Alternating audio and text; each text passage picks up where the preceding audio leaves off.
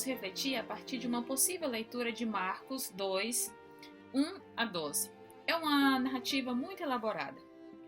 A primeira nota do narrador é de que Jesus havia se tornado uma pessoa famosa. Se soube que ele estava em casa e ajuntaram-se muitos, ao ponto de não caberem nem mesmo diante da porta. É relativamente compreensível, visto que a narração anterior contava dos seus feitos. Recusa, expulsa espíritos maus, resgate a saúde de pessoas. E continua o narrador. Jesus proferia a palavra. O verbo usado aqui é laléu. Tem uma conotação de comunicação informal, em casa. Ele proferia a palavra. Qual o conteúdo? Estamos no início do Evangelho de Marcos. Até então, o narrador fala somente de ensinamentos com autoridade, de anúncio de palavra, quer dizer, o seu leitor é induzido a perguntar-se qual é o conteúdo desse logos, que é de fato atrativo. Versículos 3 a 4. Nisso vieram alguns a trazer-lhe um paralítico, carregado por 4, e não podendo aproximar-se dele por causa da multidão, descobriram o telhado onde estava e, fazendo uma abertura, baixaram o leito em que jazia o paralítico. Vale a pena tomar tempo e adentrar na descrição da cena. A difícil condição da pessoa portadora de paralisia tinha que ser carregada. Era um grupo que a carregava. O ânimo dessas pessoas frente ao obstáculo para poder chegar até Jesus. A atitude, subir no teto com uma cama. A zoada de romper o telhado. E tinha que ser um buraco razoável. Provocavam poeira. Criava-se expectativa. O que é isso? E diz o narrador que Jesus dá nome a essa ação. Vendo a fé deles, diz ao paralítico: Filho, teus pecados estão perdoados. What? Em certo sentido, pela narração anterior das ações de Jesus frente aos enfermos, que é de cura, e a descrição detalhada da cena, de como eles chegaram até ali, as palavras de Jesus sonam como um banho de água fria. O leitor aqui é provocado a ruminar sobre a estranheza dessa fala. É certo que num contexto cultural, religioso, que associa a doença a um castigo de Deus, que associa a enfermidade como consequência de um pecado, faz sentido, digamos, a fala como uma desmontagem de uma mentalidade.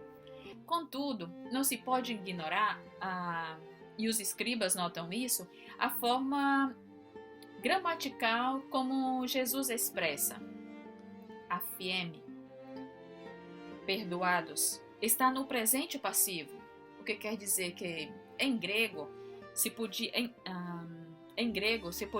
entender como um presente divino, perdoado por Deus, ou é Jesus o agente divino que perdoa.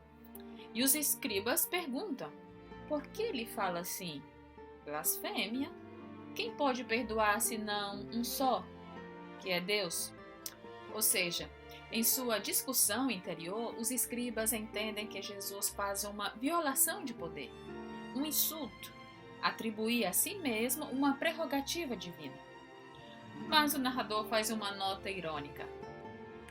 Porém, Jesus logo percebeu em seu espírito que eles assim raciocinavam dentro de si. Ora, quem pode conhecer realmente o coração e o pensamento mais íntimo do ser humano? E Jesus diz: Por que pensais desse modo em vossos corações?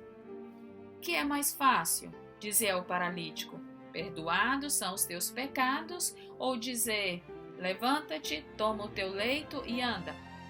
Agora, para que saibais que o Filho do Homem tem sobre a terra autoridade para perdoar pecados, e a nota do narrador diz que Jesus fala ao paralítico: a ti te digo, levanta-te, toma o teu leito e vai para a tua casa.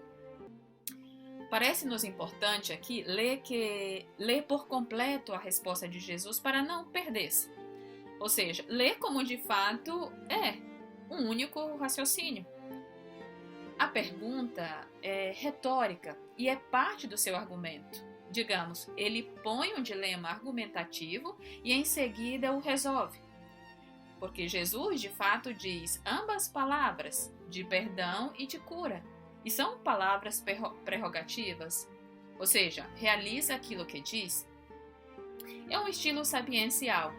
Não somente questiona, mas se posiciona. Veja, primeiramente, Jesus ativa a inteligência deles e convida eles a julgarem eles mesmos a questão levantada. No caso, seria: se os escribas pensassem que fosse mais fácil a cura, que é imediatamente verificável, é reconhecer em Jesus uma atividade divina.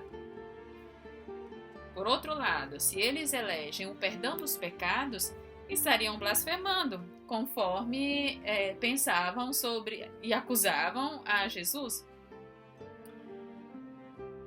Mas Jesus responde à pergunta levantada no coração deles. Por que ele fala assim? Ao autodesignar-se filho do homem, Jesus responde de onde vem sua autoridade e qual tipo de poder ele exerce, a saber, sua autoridade vem de Deus para restituir a vida ao ser humano. Por fim, o narrador concentra a cena do homem acamado e assistimos às palavras de Jesus realizar-se. Observemos como diz o narrador. Ele se levantou, foi curado, e tomando logo o leito, saiu à vista de todos.